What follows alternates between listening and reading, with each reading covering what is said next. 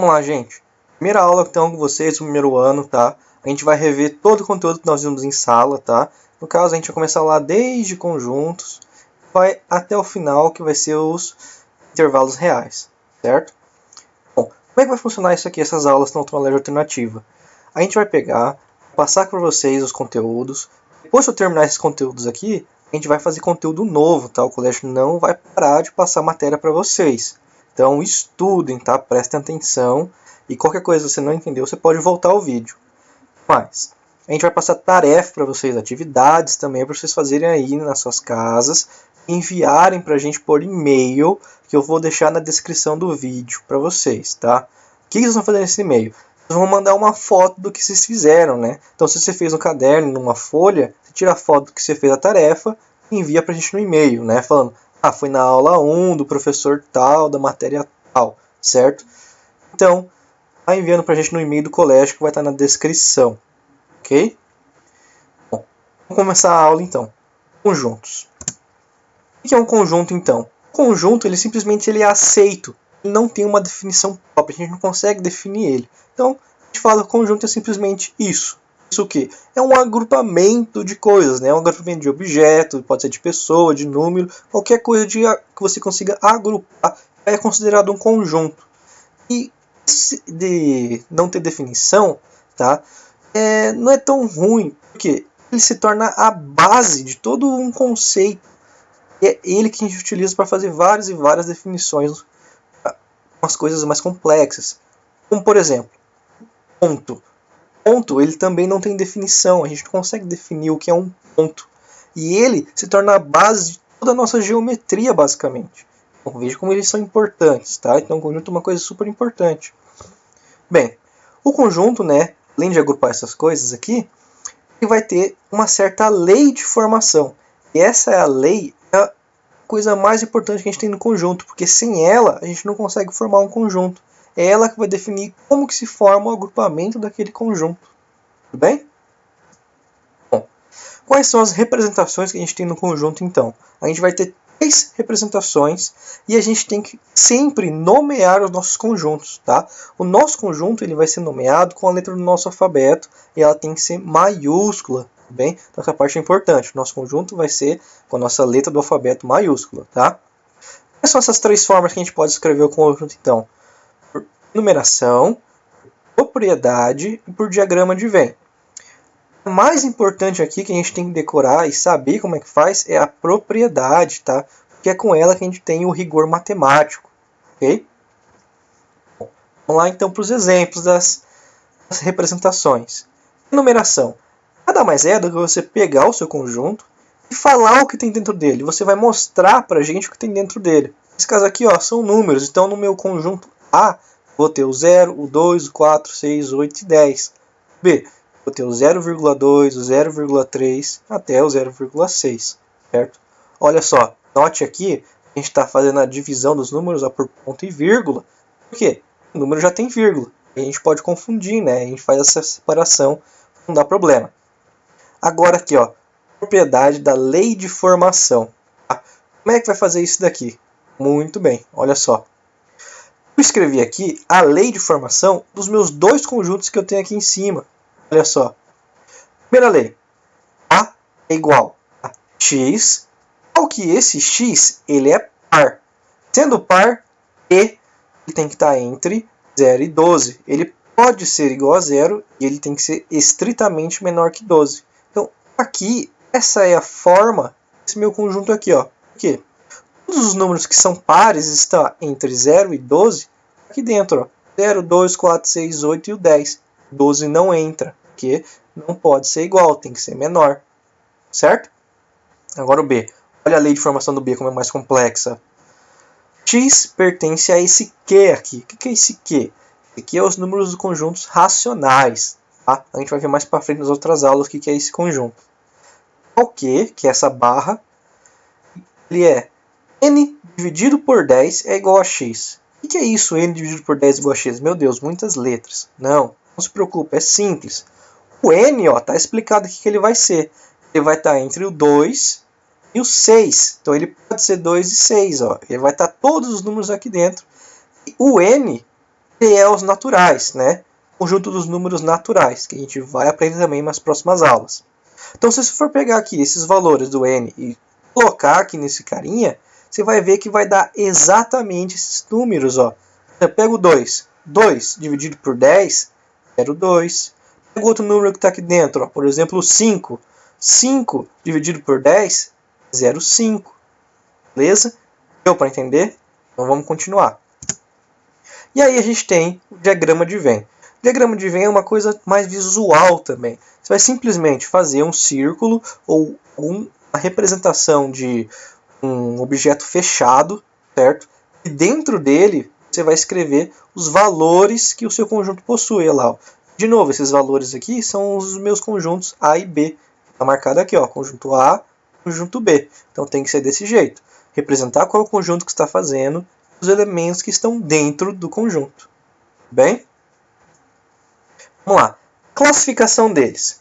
Bom, os conjuntos eles vão ser classificados pelas características de elementos que a gente tem dentro dele, né? Então a gente tem o unitário, o vazio, infinito, o finito e o infinito. Né? Já pelas palavras aqui, já dá para ter uma noção do que eles são. Tudo bem? A gente vai ver isso agora. Olha só. Conjunto unitário. O conjunto unitário nada mais é do que ele vai ter somente um número. E o exemplo que eu dei aqui é simples, ó. X pertence aos conjuntos dos números reais, porque o x é par e x é primo. Pensa em que número que é esse? É o único número que pode ser par e primo ao mesmo tempo. O número 2. 2 é o único primo par que a gente possui na matemática. Então só vai ter um elemento lá dentro. E um outro conjunto aqui eu coloquei para brincar, ó. X ou eu. Então, o seu ser. Você é único no mundo. Então não tem ninguém mais que é igual a você. Então esse conjunto vai ser unitário. Você como se fosse um conjunto unitário. Conjunto vazio. Olha só. Conjunto vazio, já pela palavra, é um conjunto que não vai ter nada lá dentro, né? Então vamos analisar aqui as leis de formações que eu coloquei. Olha só. Um conjunto E vai ser igual. X pertence ao conjunto dos números naturais e x é menor que zero. Ou seja, x vai ser negativo. Mas, se você já sabe qual é o conceito de conjunto de números naturais, a gente sabe que não existe número negativo lá nele. Então é impossível ter algum elemento aqui dentro do meu conjunto E. Certo? E aqui o conjunto F, em relação ao D, ó, coloquei x, outro eu, outro ser igual a mim, ou igual a você, certo? Um ser que seja idêntico a gente. Existe, mesmo que você tenha um irmão gêmeo idêntico, e não vai ser igual a você. Por quê? Seus pensamentos são diferentes, tá?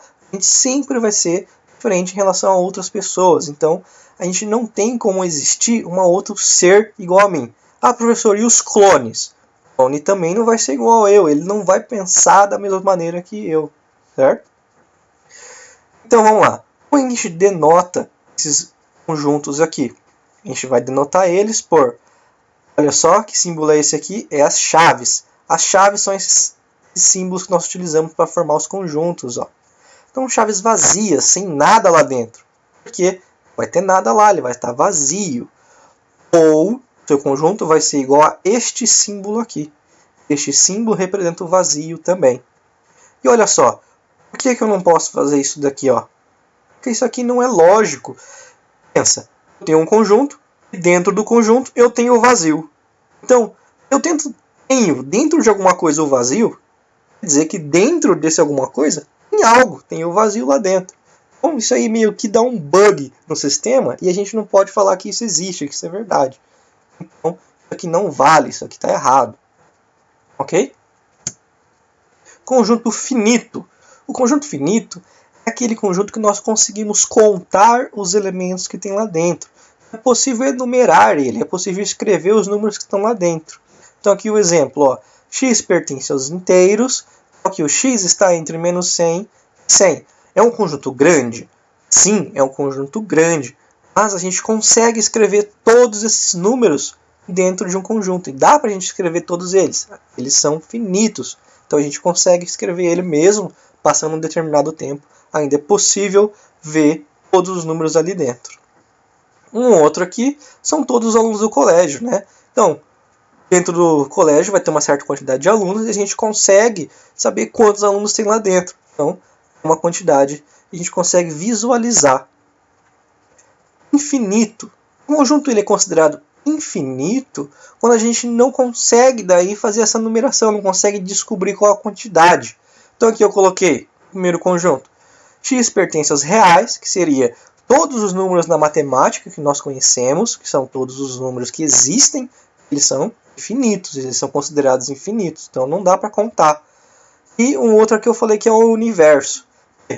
Existe teoria aí falando que o universo é uma bolha e tal, que ele é finito, mas esquece. A gente não sabe, a gente não tem como comprovar, como a gente fala, é teoria, então, enquanto a gente acredita que o universo ele é infinito. Bem?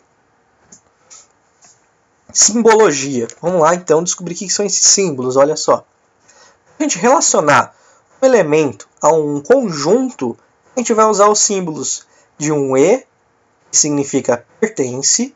Esse E cortado não pertence. Exemplo, aqui ó, do conjunto L, 0, 1, 4, 9, 16, 25. Então aqui eu posso falar que o 16, o número 16, pertence ao conjunto L, porque ele está lá dentro. Olha ele ali, ó. Então, o que vale isso aqui está certo, isso é verdade. A gente pode falar também que o 20 ele não pertence ao L, porque o 20 não está lá dentro, certo? Então, isso aqui também é verdade. Tá? Se eu falar aqui um outro exemplo, eu posso falar que o 25 ele pertence ao L, ele está lá dentro. E um 26 ele está fora, né? Então ele não pertence. Bem? Continuando. Subconjuntos. O que é um subconjunto?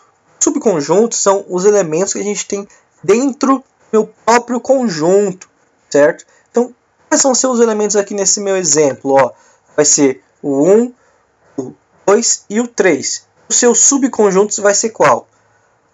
Vai ser vazio, que ele sempre vai estar lá dentro. O vazio sempre vai estar dentro de todos os conjuntos. Então, ele vai ser parte do subconjunto desse M aqui. O número 1 também é um subconjunto. Ele está ali, ó, um subconjunto. 2, 3. E aí a gente tem as combinações dos números que estão lá dentro também. Elas também vão fazer subconjuntos. 1 e 2, 2 e 3, 1 e 3 e o 1, 2 e 3. Que é o próprio conjunto. O próprio conjunto ele também vai ser subconjunto do próprio conjunto, né? Então, se a gente tem um conjunto também é um subconjunto. É doideira, gente. Outra parte aqui agora. Relacionar um conjunto a um subconjunto. Ou seja, a relação entre conjuntos aqui. A gente vai ter o símbolo de um C. Um Czinho. Olha só. Ele significa contido. Um conjunto está contido a outro, né? Um conjunto está dentro de outro. E parte significa não contido. Aí o meu conjunto não está lá dentro do meu conjunto. Aqui no exemplo que eu dei, ó, 1, 2 e 3, ele está contido em M. Quem é M? É aqui, ó, esse exemplo aqui, tudo bem? E que 1, 2 e 4 não está contido em M. Porque o 4, ó, ele não faz parte do meu conjunto. Ele não está contido lá no meu M. Ele não é subconjunto. Se aqui eu tivesse só escrito 1 e 2, aí sim ele estaria contido em M, ele seria um subconjunto. Ok? E essa aqui é a nossa aulinha, a primeira aulinha aqui de vocês do primeiro ano. Ó. Aula de conjuntos. Foi isso aqui, gente. Bem simples, bem fácil. Primeira aula só para revisar os termos de conjunto. Próxima aula a gente vai ver as operações com os conjuntos. Daí a gente vai começar a ter uns exercíciozinhos para vocês fazerem, tá? Então, já vai pegando o jeito. Vamos estudar e não é para ficar bobeira nessas, entre aspas, férias que estamos tendo, né? Por causa desse vírus que está acontecendo no país, tá? Então, não é férias, é para estudar e logo que depois de voltar das férias tem prova, hein, gente? Não pode esquecer que a gente ainda tem que fazer prova, tá? Então, se liga aí no nosso conteúdo que vai ter toda vez que tiver aula com vocês, que no caso vai ser de segunda e sexta, tá? Então, fiquem ligados, tá? Até mais, gente!